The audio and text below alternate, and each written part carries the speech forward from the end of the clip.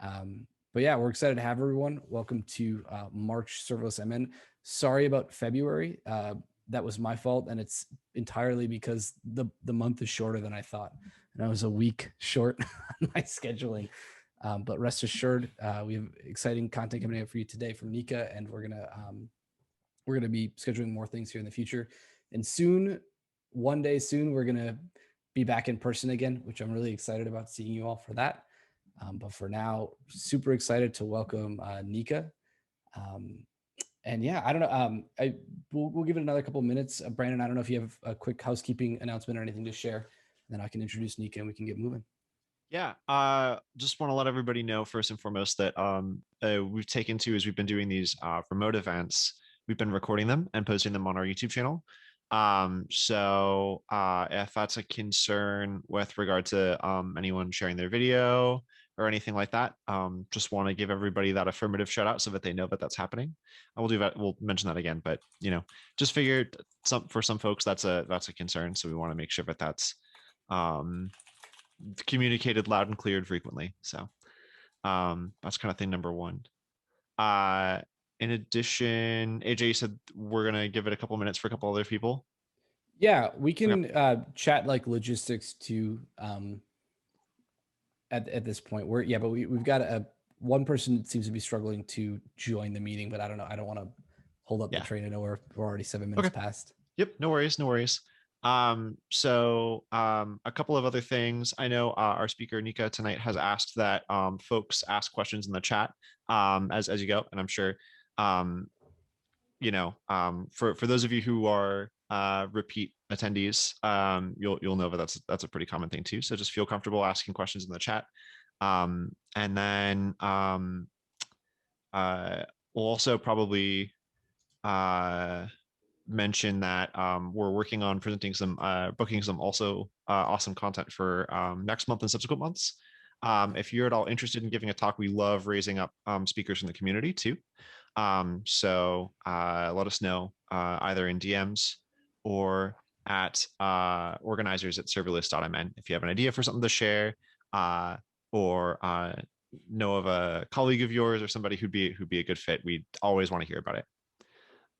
Also want to take a moment to discuss our code of conduct. Serverless MN is dedicated to providing a harassment-free meetup experience for all of our attendees. And so we're governed by a code of conduct, not only in this online space, all our online spaces, including the Slack channels, and our in-person spaces when we're able to host folks in person. Our code of conduct is located in full at serverless.mn. And if there's anything any of the organizers can do to help, or you need to make a code of conduct report, you can contact AJ, myself, or Eve Poschel, another of our organizers who can't be with us tonight, but usually is with us.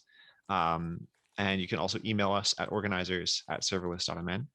Anytime you reach out to us under a code of conduct context, any such discussions are confidential. I mentioned next time, I mentioned the Slack channel. So we have a Slack channel that we share with a bunch of other serverless events and meetups. It's under the Serverless Forum umbrella. So stick around at the end if you're interested, and I can help you get an invite there. We always want to hear what you're thinking about. If you have ideas for future events, stuff like that, so that can be a great place to discuss it. Yeah, for sure.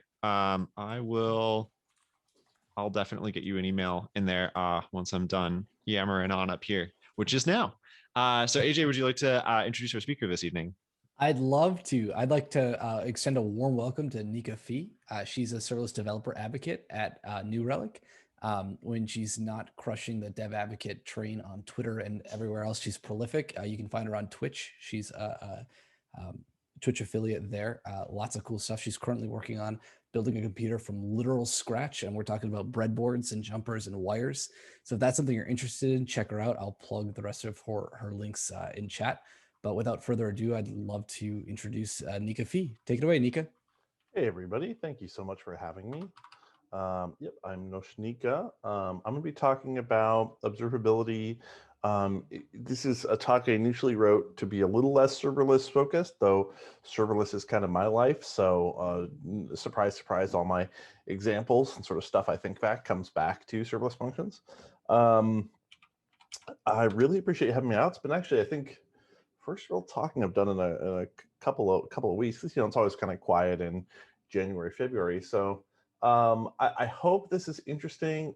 This is definitely not. I work for an observability company. I work for a New Relic. This is definitely not a New Relic Prezzo or like a stealth pitch. We're gonna focus pretty hard on just kind of what we're doing about observability strategy. Yeah, and questions in the chat are great. If you, I mean, it's only there's not a ton of us here, so if you want to just come off mute and say something, please feel free. Like I said, I'm used to streaming on Twitch where interruptions are part of it, so I shouldn't be too focused. I think this presentation is pretty short. I don't know. We'll do our best. Okay, so my name is Nočnica. Nica is fine if you have trouble pronouncing Nočnica.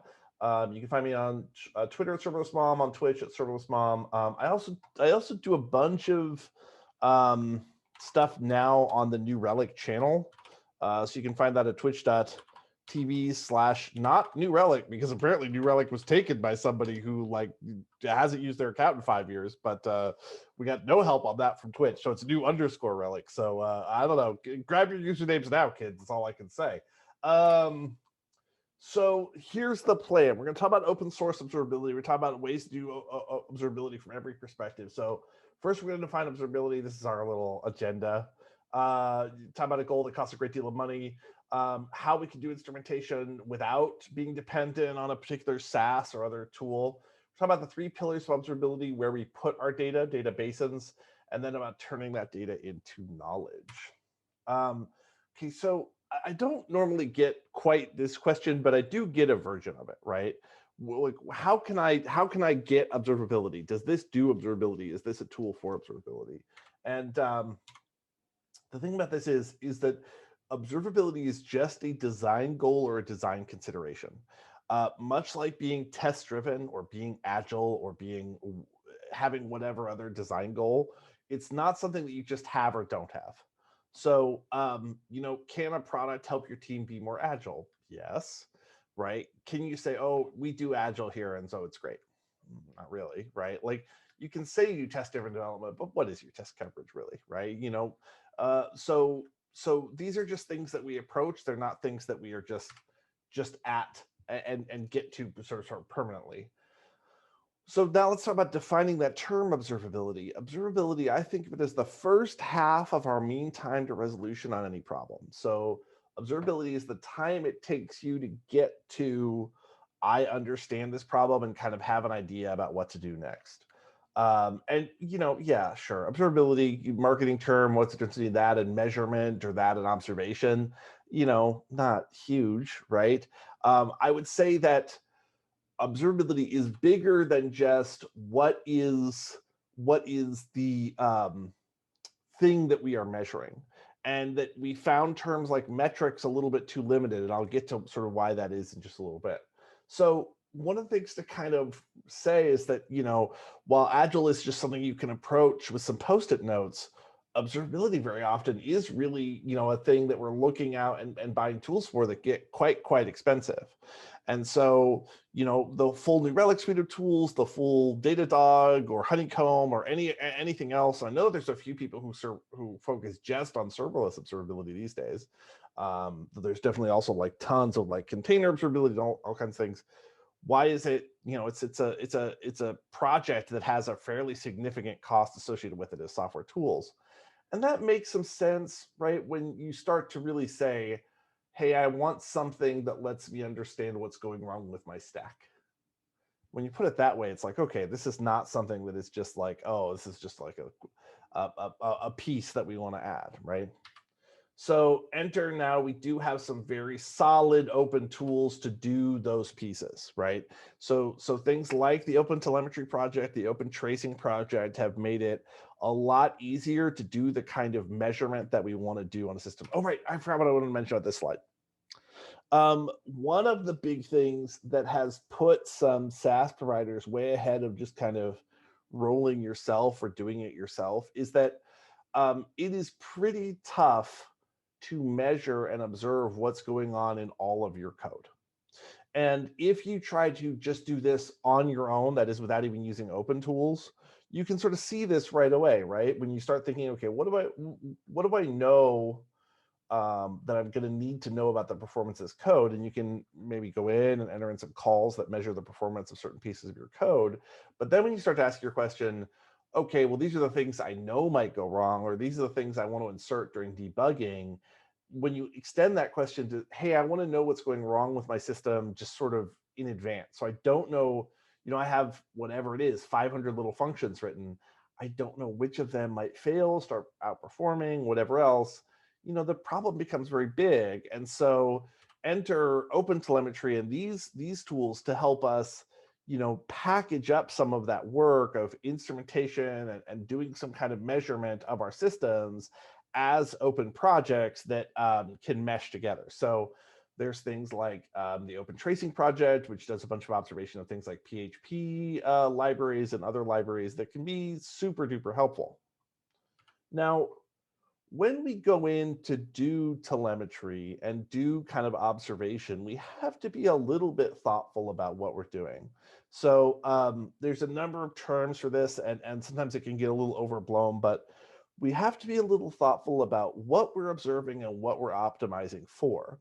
And it is not free of the observation that when we do telemetry, we introduce new vulnerabilities to our system. So this is both like actual dead weight security vulnerabilities. Obviously, you can have things like personally identifiable information and other pieces, accidentally captured by our observation tools.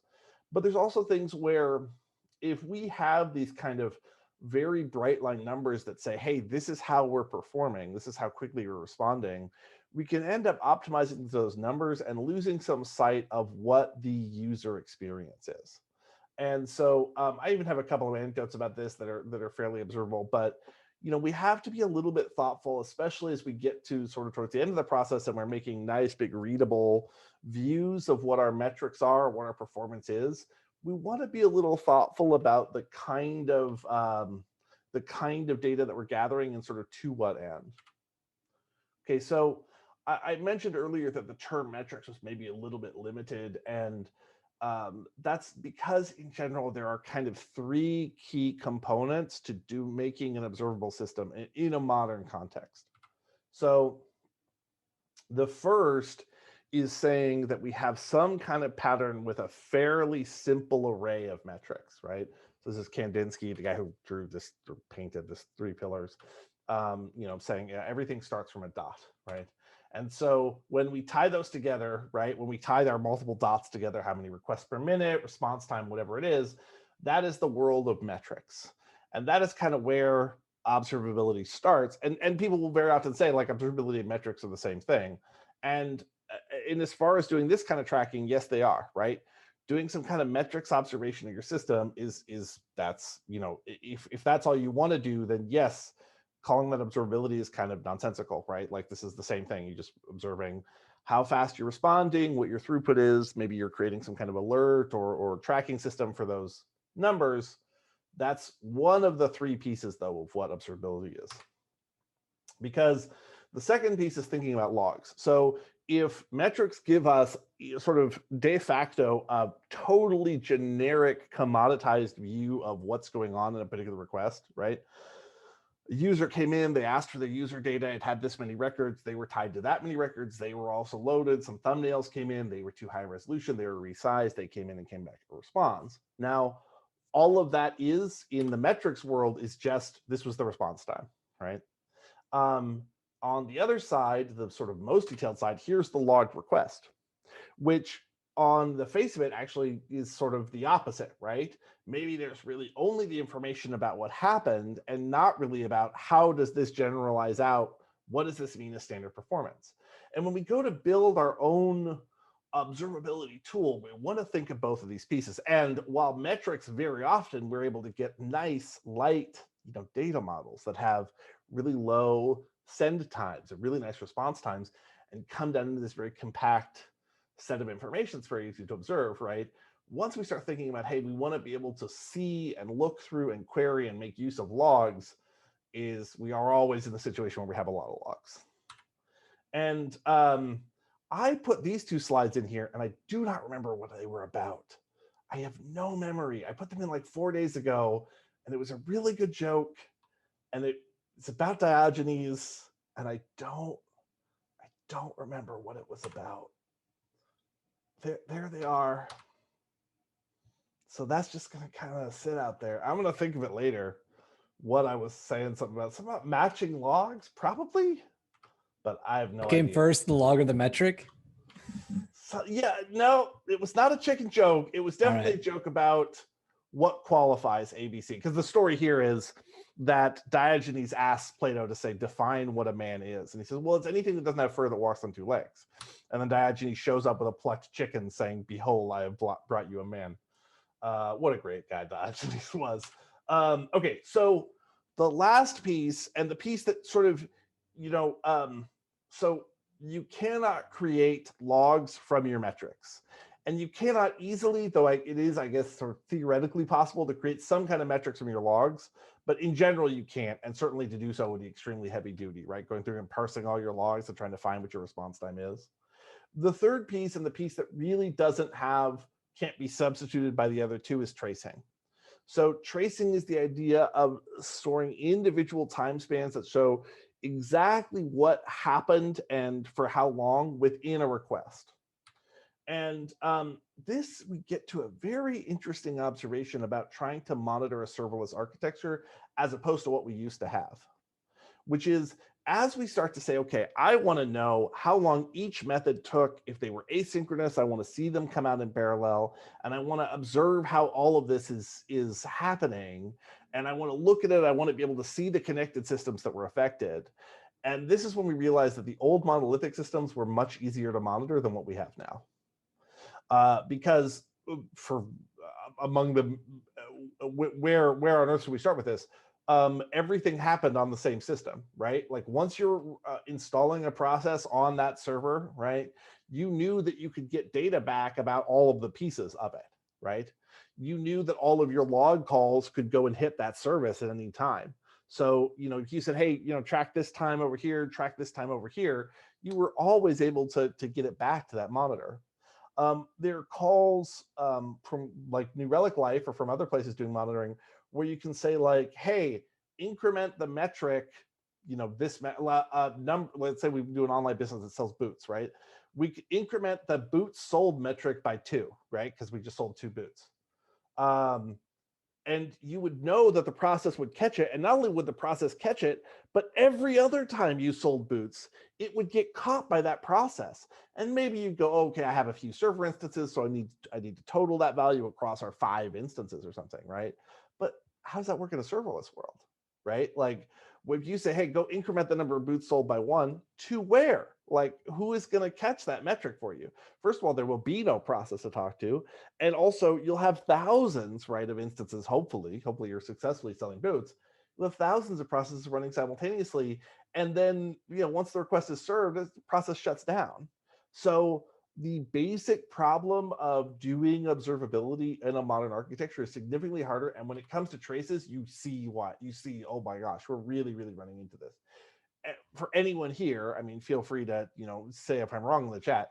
If someone said, hey, exactly which services are hit by this work. Let's say I have a transaction ID for one of the transactions that went through. Tell me exactly which services were hit. Show me all of their log lines, and then show me how much their time contributed to the total time of the request. Right? I mean, it's tough. It gets tough quick. Hopefully you have a transaction ID so you can like parse through your CloudFormation logs real quick, but it's a tough one. Or not CloudWatch logs really quick, but that's a tough one. So this is Austin Walker at Lightstep, right? When an application consists of tens, hundreds of thousands of services running across many hosts, it is no longer possible to rely on an individual trace.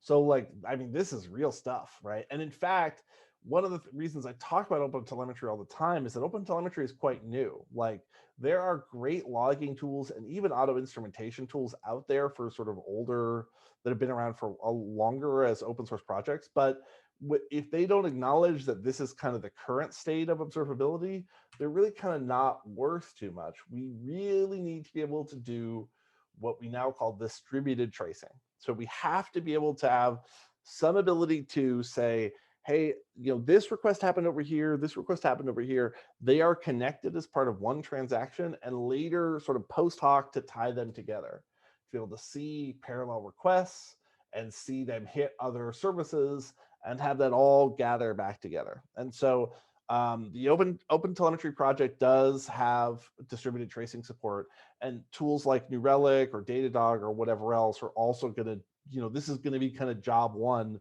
to be able to make a service that actually helps people, is to say, how are we going to do this kind of distributed tracing? So distributed tracing, I meant to cut this slide. This is kind of interesting. Like there are previous projects that did this, but whatever. So now we finally get all of our data collected. We did really nice open source components to this. But a really good question is, where does that data go? With logging, I think this with logging, this is when it occurs to most people that they have a problem. That if you say, oh, well, don't worry, I store all the logs here, right? Your immediately question is going to be, well, how do I get them back out in a useful manner, right? How do I go back and give me the log lines for, this transaction ID, right? Give them to me in a way that are easy for me to browse through and look at all of them. But when we think about metrics, we often kind of don't think about that. We say, oh, well, I'll whip something up out of Amazon D3 and it'll be fine, right? And I want to show some little subtleties here. Like the text on this view is a little small. I guess if I was doing it right, I might make it tinier. But when we look at this Prometheus Grafana dashboard, so this is a Prometheus data store with Grafana running to do this display. This isn't New Relic. This is Grafana, and it's pretty obvious when the problem starts from this graph, right? It's not like, oh, well, maybe it started here, right? We know where it started, and we know that even though like this chart, HTTP latency has dropped back down, we know that the problem, whatever it is, has not gone away, right? And the ability, I'm going to slide about this, yeah. The ability to read and observe that quickly is a significant portion of observability. So if observability is the time it takes you to understand that you have a problem, all of the additional logging calls in the world, or additional metrics calls, additional information that you're storing, are not a better improvement than improving how easy it is to see what is going on, to read your metrics and see what's going on. So very subtle things in Grafana and other tools, like having things visually stacked so that you can see what's happening at the same time, really, really matter for how quickly you're going to understand the problem. Because if you're having to write queries to say, oh, it seems like the spike's here, and let me go write a query for that same time window for some other data. If you're having to have 30 tabs open to like look into something, it gets tougher pretty quick. It gets tougher pretty quick to actually settle in on a problem. So, notably, right, like I tend to talk about open and not free these days, because the fact is, oh, at least something. Oh no, I just switched screens. I think screen share still good, everybody? Yeah, we still see you. Great. So, some way of storing this data is kind of critical. Do you remember Jazz drives? I never actually saw Jazz. I saw Zip Drive, of course. Zip drives, yeah. I never saw the 2 GB Jazz drive. I wish. For a while, I had a zip drive that I'd gotten from like some lab auction that just said on it websites, which I'd never, of course, read the thing, but I just loved it. I loved it. Okay, so you have to have some. Oh, this was my slide about readability. Great, good for me. But anyway, this is another one where again, it's very easy to see when the problem happens, and it's very easy to see like what's not involved, right? Like, oh, hey, this part is just cruising right along. But we do want to do some thought about storing data when we go to roll any solution. This is because this was sort of came up as a clear area that people were struggling there. Now, like tools like Prometheus are very solid for that. I would say trying to roll like a big observability solution and saying, oh, it's going to be free or it's going to be very, very cheap, just sort of don't get sucked into that, right? These days, I don't think that anybody tells you, oh, it's a Kubernetes cluster is great because it's so free. It's totally free. It doesn't cost any money, right? And I mean, that's not a slam on one tool. That's just a general thing, right? Like big cloud tools that need to be up all the time and store a lot of information aren't free. However you do them, right? Despite what the people on Hacker News would have you believe is like, I did this thing and all it took was $500 in hardware and 1,000 hours of my time. It was completely free. Like, right? So yeah, definitely think about the speed with which a dashboard can be read has a direct effect on observability, and observability strategy. So I'm not going to get into a bunch of like AWS like specific stuff about strategies for observing stuff within AWS. We can talk about it. Hit me on Twitter. We can come back and say like be a little more specific on that one. But I did have this quote in here. Good. AJ is going to love this. I really don't. I really want us to think about infrastructure as code as a very basic thing, and I think that Amazon has been very open with this, right? Amazon has not said you should use this one tool all the time, right? Amazon has said, do you want to distribute as you use have a bunch of your config in container images? Do you want to use CDK? Do you want to use CloudFormation? Do you want to use Terraform? Do you want to use serverless framework? Right? Just use one of them, and that really is the takeaway that everybody agrees on. Is like find one that is easy to get started on, and go ahead and make it happen. Tom McLaughlin saying, which tool should you use for infrastructure as code? Yes, you should. Yeah, there's tons of market share. No one's competing over scraps right now. I think we had Eric from AWS give a talk a few months ago, and something from that slide in the keynote was like 4% of all companies are on the cloud now. So we can compete over IAC providers later. And AJ, I think something that you'll observe, I mean, I think you were in a better spot to maybe have this conversation than I was when I was at Stackery, which does sort of a similar thing to serverless framework, is a lot of the conversations you're like, hey, we have a tool that helps you do serverless. And you'd be at the booth or something, and people come by, they'd be like, oh yeah, we're thinking about doing serverless. And you're like, great, once you do serverless, we have a tool for serverless. Cool. We're thinking about doing serverless next quarter. Maybe even we've defined a team, right? We're gonna release some serverless stuff, and you get the same thing in container land as well. It's like, next year's our year for our Kubernetes cluster, right?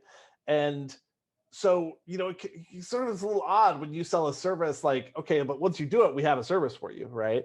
And you have to sort of step back and be like, okay, maybe we kind of need to get people like on the same spot here, right? Totally.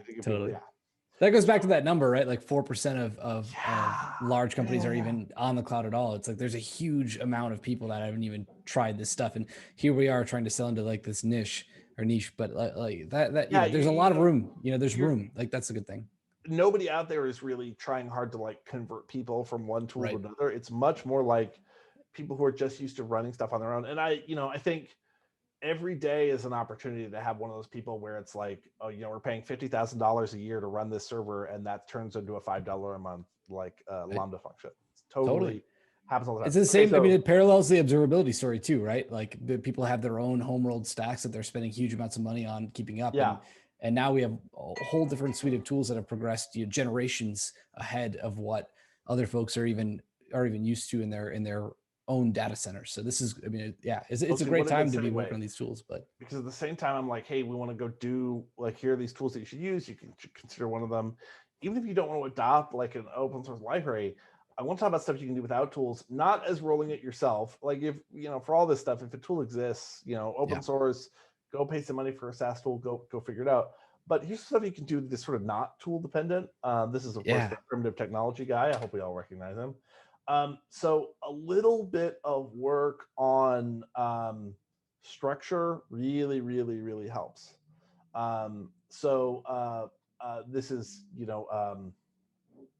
well, if you go and search forbidden crystal symmetry and search five axis symmetry, this is a great demonstration of it, structured crystal symmetry.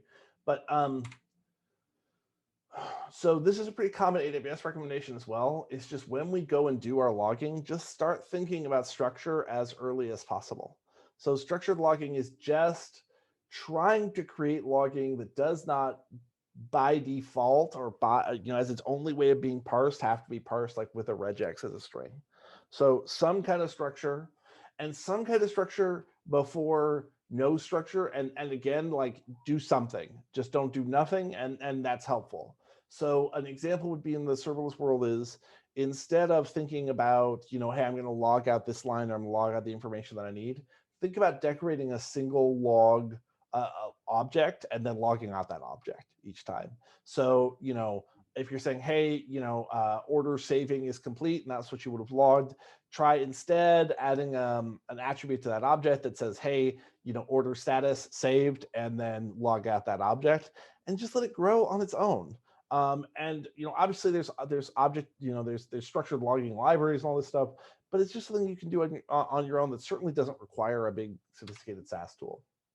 So other stuff you can do on your own, and this is getting to the ends. If you have questions, start thinking about them. But is that the people and the resources on your team super duper matter to your observability situation. And I didn't make a slide for this. It's a cool slide. I had a cool slide, but anyway, I'll just say it. When we talk again about observability being the time to understanding your process, when you go and make your dashboards less readable, obviously you've hurt your observability. If you create security, maybe for good reasons, that require like multiple logins or restrict certain people from seeing certain dashboards, obviously you've hurt your observability. But when you have experts on your team leave, that is the biggest hit that observability takes at your org. So the better you can do to get your whole team leveled up and ready to go, the better you can do to retain the talent that you have, the better a situation you'll be in when you come to observability challenges. Because whatever work you do for documentation or clear logging or object notation, it is very hard to substitute for experience. A very common recommendation for that is, for sure, is thinking about rotating through on-call and rotating through incident response, and taking the time to say, hey, if we are relying on one person to, define every incident or tell us what's really going on, let's think about how we can have that person share their knowledge before we have them do all the other stuff they're great at, e.g., writing new features and shipping stuff out. Okay, so again, I'm Nica. I'm on at Serverless Mom, but yeah, if you have questions, let's take them now. Nica, this is great. I really appreciate your time here. Would love to talk more about, how you feel about the kind of the three pillars of observability that you just observability that you discussed, and how they play into somebody who's maybe more of like a developer and trying to get their organization to adopt or like uptake serverless technology in their day-to-day. So, I think we might even think kind of outside of the box of what we would think of as like organizational observability. Like, it's great to install something like, install a new Relic agent and start running some metrics about how you're performing and stuff. And I can even show that stuff off, I suppose we like. But another way to think about it is to make sure that you're like modeling pretty well where your data is going. And I had another one in there. Worth doing for observability, increasing understanding. I lost it.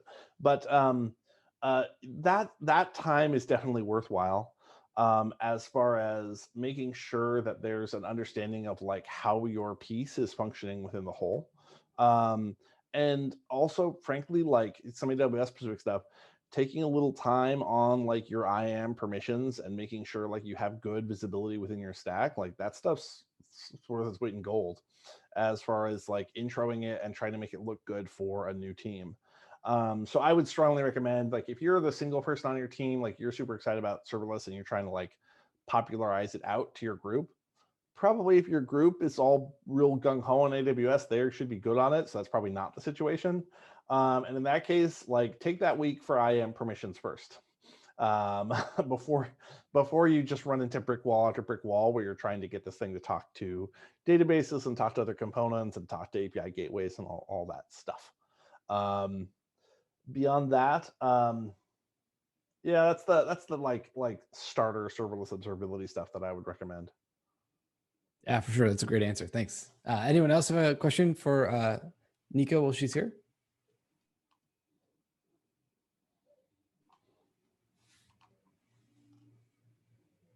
Haven't seen much in the chat, but that's no worries, cool. folks. It's beautiful outside. I get it. No worries at all.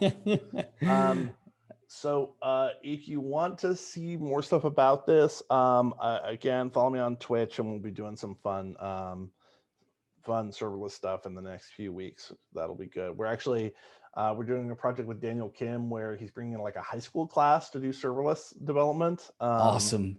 And they're going to be on the Twitch show next week. I'm going to try to see if we can do some observability stuff with them. The last stream we had to take a few steps back. We had to say like, wait a minute, remember, Lambda functions don't have URLs. They don't have IP addresses. Wait. Yeah, there's no SSH. Step back. Yeah. Like they need an API gateway. We got to configure that first. Yeah. It's definitely a little different paradigm, but for sure, it's key.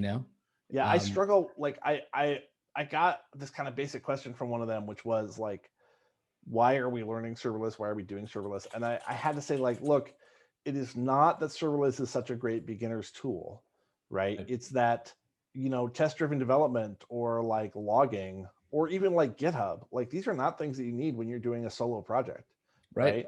But you learn them in boot camp because you got to know them to do real work.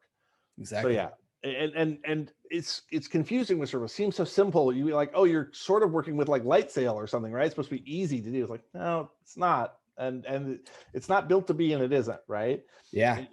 That you want to learn how to do this so that you can do like large organization stuff easily. Right. We're certainly at a point. I mean, I think folks in our meetup come from varying experiences with serverless, from beginner to intermediate to experts beyond me and beyond, I think, a number of us. And what I think is most interesting is that there's a lot of agreement that we're not quite at that the sort of ultimate serverless. We're still working on that evolution. We're working on that process. And right now, you're at that point where it's this advanced tool that with the right kind of the right knowledge and expertise and practices of learning, you can grow it and make this really powerful for you. But you can't copy and paste your Express app into a Lambda function and expect, good results. And I think there's still a lot of FUD in that. And a lot of people that are like, see, I copied, I'm running this like Grand Theft Auto 5 game and I put it to serverless and now it doesn't perform so great. Like, why is serverless a thing? It's like, okay, that's not what it's solving. Adopt a new paradigm. Yeah. And I still like, I also have people who are experienced serverless developers who are like, do not get this container image thing. And they're like, why are we doing this? And I'm like, no, I think I get it, but we're just not there. That thing of like serverless, the tech is ready, but the developers aren't, is like pretty real. And I think as far as zip archives versus Docker files, like I think the industry generally has agreed that we prefer Docker files. Like that's just more or less a standard. It's not a bad thing. That's the way that they get packaged. I don't really see that as like a Lambda introducing support for containers isn't a capitulation on the thesis of serverless. It absolutely just means it's easier than zipping everything up, which is totally reasonable. Right. Standard artifacts are important to have system images on it. Yeah. So like that should be clear. Yeah. And it plays into the observability thing too, because you are, there's a renewed focus on runtime when you're being billed. Previously by the 100 milliseconds, now by the millisecond for Lambda. So I do think if anyone here is looking at new tools, you'd be foolish to not check out New Relic. They do have really, really good observability tools. I've used them in the past. I'm a subscriber. I think my previous employer, Sports Engine, was customer number 874, if I remember our ID correctly. So I'd recommend you check them out. If there aren't any other questions, I just want to once again thank Nica for joining us tonight. Thank you so much, Nica. Looking forward to those Twitch streams. And then once again, in April, end of April, the last week, Monday, 6:30 p.m. Central Time, we'll be hosting this again. Keep a lookout on our Twitter or our website for updates. And then you'll be able to find a video from tonight's meeting on YouTube, youtube.com/serverlessmn, I believe is the thing, but I'll tweet that as well. Awesome. Yeah, let me tweet out the recording when we get it. Thank you for coming, everybody. Nice seeing y'all. Thank you so much, Nica. Thanks, everyone. Have a great night. Have a good one. Bye.